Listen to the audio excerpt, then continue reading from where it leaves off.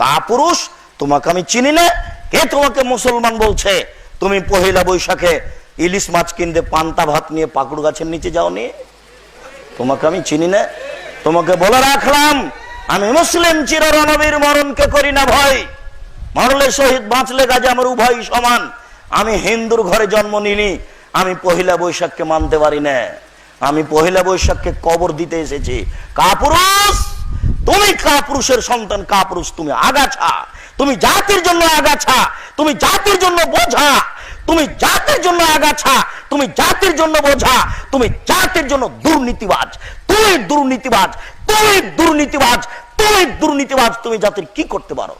তুমি পান্তা ভাত নিয়ে ইলিশ মাছ কিনে পাকুড় গাছের নিচে যাও। তোমাকে চিনি না। আমি কি হিন্দুর ঘরে জন্ম নিয়েছি? আমি পহেলা বৈশাখ মানবো কেন? আমি মুসলিম চিররণবীর, আমি পহেলা বৈশাখে কবর দিতে এসেছি। তুমি জানো না? তুমি কাপুরুষের সন্তান, কাপুরুষ হিসাব ভুলে গেছো। তোমাকে দেখলে আমাকে খারাপ লাগে।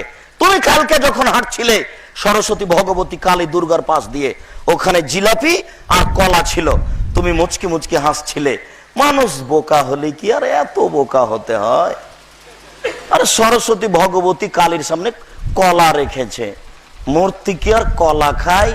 এই বলে তুমি মুচকি মুচকি হাসছিলে, রাসছিলে। পরের দিন তোমাকে আমি দেখি, তুমি পায়ের জুতা খুলে দিয়ে ফুল নিয়ে সিমেন্ট মাটি তৈরি খাম্বার উপরে রাখো। ছি, তোমার বিদ্যাকে কবর দিতে এসেছি আমি। তুমি কাল কি করে মুচকি মুচকি হাসলে, আর আজকে তুমি এটা করতে পারো? তুমি যে মুসলিম এ কথা ভুলে গেছো। ওই বিদ্যার প্রয়োজন নাই যে বিদ্যা তোমাকে জাহান্নামে নিয়ে যায়।